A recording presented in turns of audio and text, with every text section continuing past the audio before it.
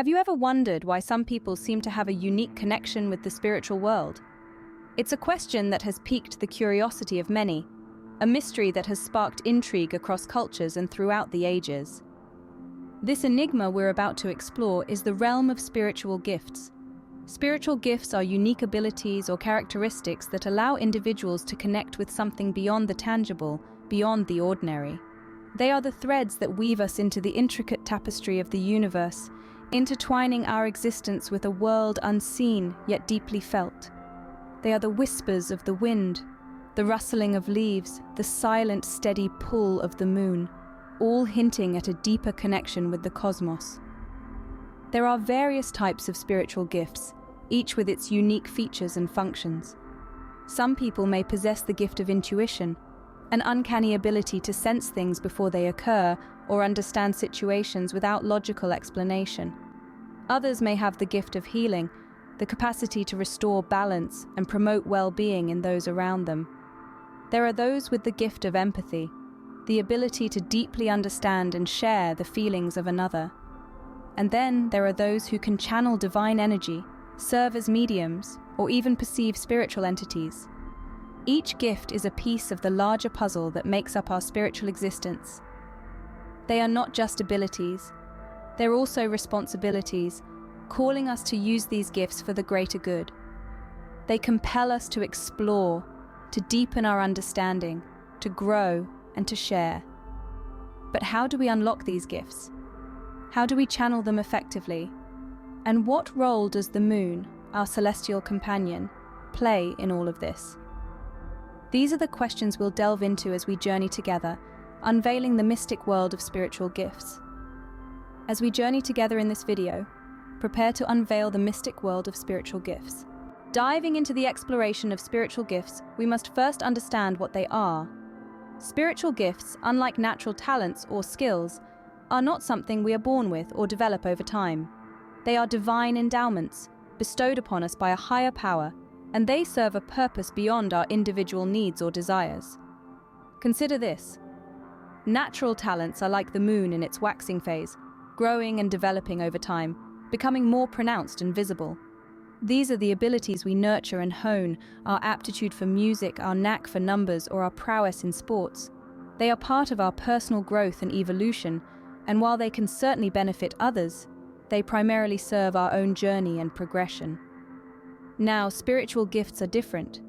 They are like the full moon, radiant and complete, illuminating not just our path, but the paths of those around us. These gifts are not about personal achievement or self-fulfillment. They are about service, about using these divine endowments to uplift others, to inspire and heal, to guide and support. They are about contributing to the greater good, and in doing so, glorifying the divine that bestowed these gifts upon us. Whether your spiritual gift is the ability to heal, to prophesy, to teach, or to serve, remember, the true value of these gifts is not in how they benefit you, but in how they benefit others. They are not tools for personal gain or self-aggrandizement, but instruments of service, meant to be used with humility and gratitude. This is not to say that natural talents and spiritual gifts are mutually exclusive. Far from it. They can coexist, intertwine, and even enhance each other. A natural talent, when combined with a spiritual gift, can become a powerful force for good, a beacon of light in the darkness. Remember, spiritual gifts are not for personal gain, but for the benefit of others and to glorify the divine. As we continue on this journey, let's keep this in mind, embracing our spiritual gifts with open hearts and using them with wisdom and love. Channeling spiritual gifts is a process that requires deep understanding and intentional practice. It's like learning a new language, but instead of words and grammar, we're dealing with emotions, intuition, and divine energy. Let's break it down into a step-by-step process to make it more manageable, shall we? The first step is self-awareness. It's about getting to know yourself on a deeper level. It's about understanding your strengths, weaknesses, desires, fears, and everything in between. It's about being honest with yourself and accepting who you are without judgment. It's about recognizing your spiritual gifts and understanding how they fit into your life. Remember, self-awareness is not a one-time thing. It's a continuous process, a journey of self-discovery that never really ends. Once you've developed a strong sense of self-awareness, the next step is meditation. Now, don't let the term scare you away. Meditation is simply a practice of quieting the mind and focusing on the present moment. It's a tool to help you connect with your inner self and the spiritual world around you. It's like tuning into a radio frequency where divine messages can be received. It's a way of opening your mind and heart to the divine energy that is always flowing around us and within us. There are many ways to meditate. You could focus on your breath, visualize a peaceful scene, repeat a mantra, or even just sit in silence. The key is to find a method that works for you, one that helps you calm your mind and tune into your intuition. Don't worry about doing it right or wrong. Just focus on the experience, on the feeling of peace and connection that comes with it. Once you've mastered the art of meditation, it's time for the third step, spiritual connection.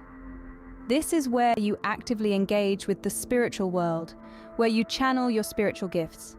It's where you listen to your intuition, pay attention to signs and synchronicities, and communicate with your spiritual guides.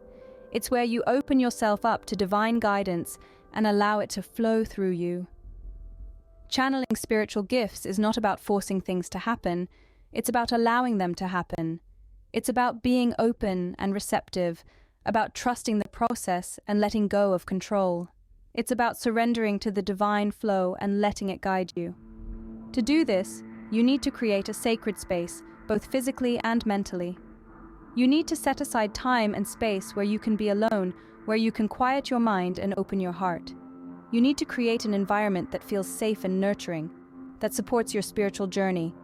This could be a quiet room in your house, a peaceful spot in nature, or even just a corner of your bedroom. The important thing is that it feels right to you. Then, you need to set an intention. This could be a question you want answered, a decision you need help with, or a direction you want to go in. It could be a desire for healing, for guidance, for clarity. It could be anything that's important to you. Just make sure it's clear and specific, and that it's aligned with your highest good. Once you've set your intention, it's time to relax, to let go, to open yourself up to the divine energy. It's time to listen, to observe, to feel. It's time to receive the divine messages that are meant for you. Remember, channeling spiritual gifts is not a quick fix. It's not about instant results or overnight success. It's a journey, a process that requires patience, dedication, and practice. It's about learning to trust your intuition, to trust the divine guidance that's always there for you. And most importantly, it's about embracing who you are, about honoring your unique gifts and using them to make a difference in the world. It's about living in alignment with your soul's purpose and expressing your divine nature in everything you do. Channeling spiritual gifts requires patience and practice, but the rewards can be truly extraordinary. So take your time, be patient with yourself, and enjoy the journey, because the journey is where the magic happens. The journey is where you find yourself, where you find your purpose, where you find your peace, and that, my friends, is the ultimate reward. The moon, with its mystical energy and changing phases, can play a significant role in channeling spiritual gifts. Now, let's delve into the intriguing relationship between the moon's phases and spiritual gifts. And how, you might ask, do these celestial shifts impact our spiritual journey?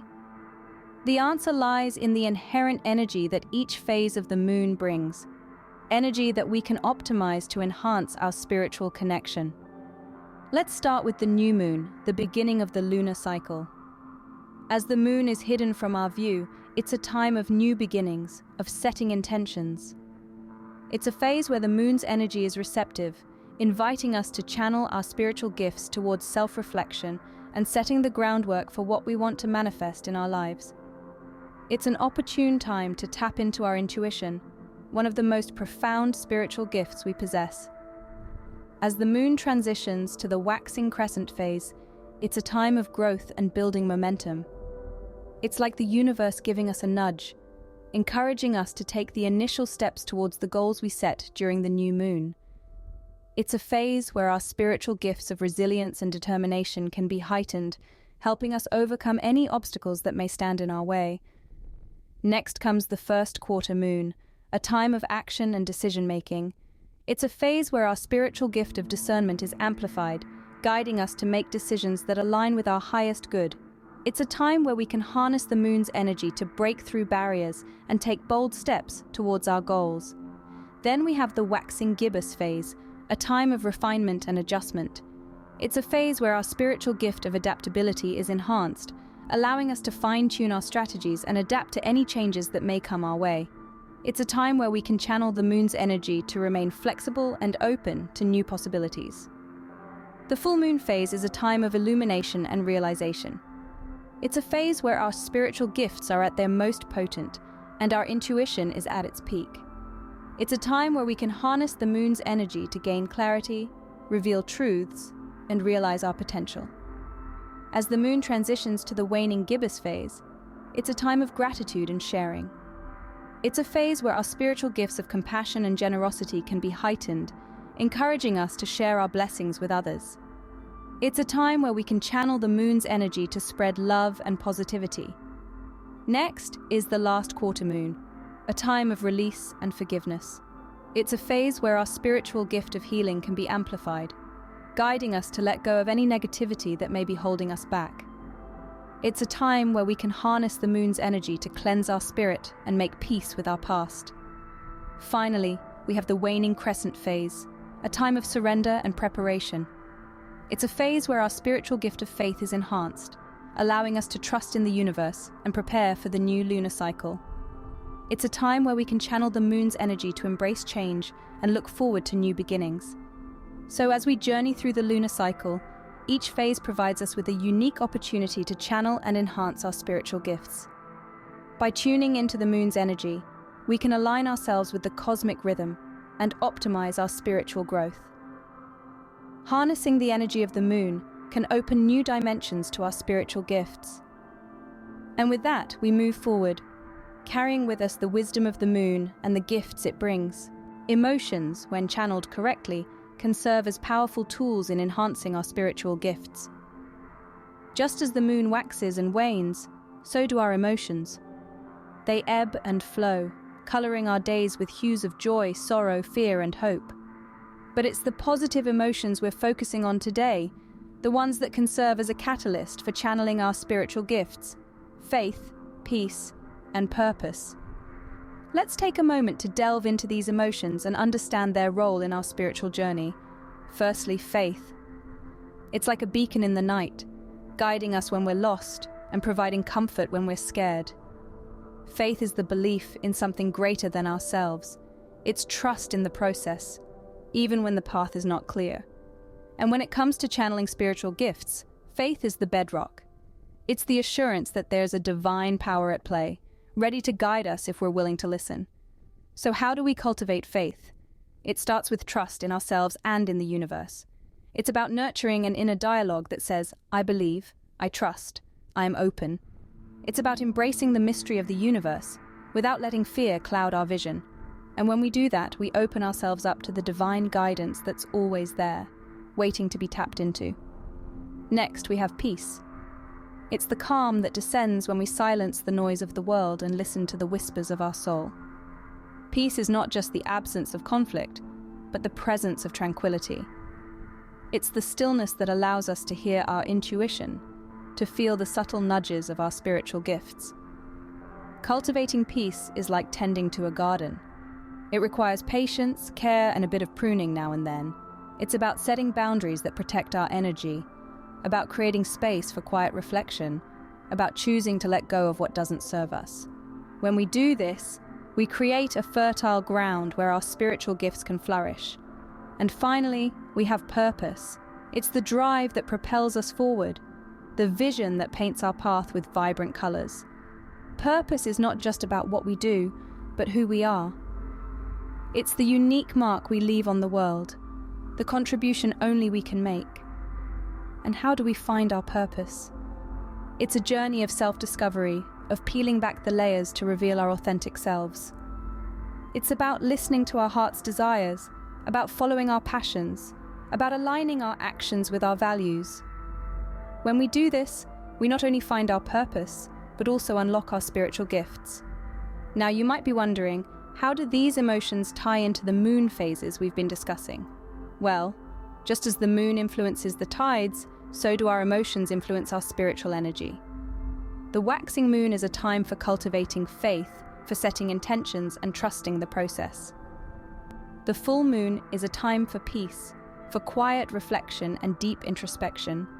And the waning moon is a time for purpose, for letting go of what doesn't serve us and focusing on our unique path. So remember, these positive emotions are not just feel-good states. They are powerful tools that can enhance our spiritual gifts. They are the keys to unlocking our divine potential.